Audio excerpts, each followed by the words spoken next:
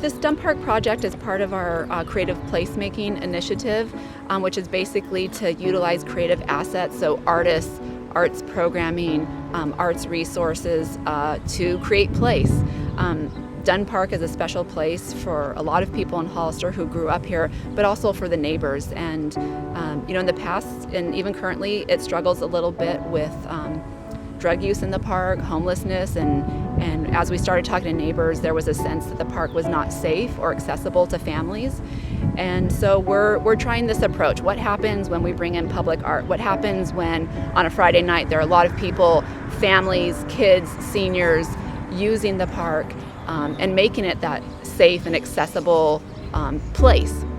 I'm happy to serve on this committee because I think that public art really has an influence on how you see and how you connect with a sense of place, and certainly it adds character and reinforces the identity of our community.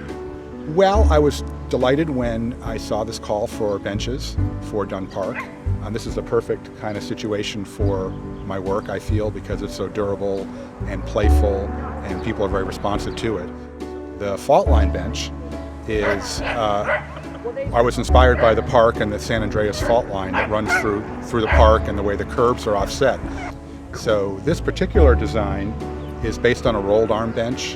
You often see that indoors at the foot of people's beds. It's a classic backless bench design with ends that kind of rolled over. And then over the past 2 years, we've been working on a lot of summer arts programming here at Dunne Park. So we've launched Dance at Dunne. We're already well into that for this season with free dance programming on the tennis courts here every Friday night from May to June. We work with the city on movies in the park. We're hoping to do a live mural paint out in July.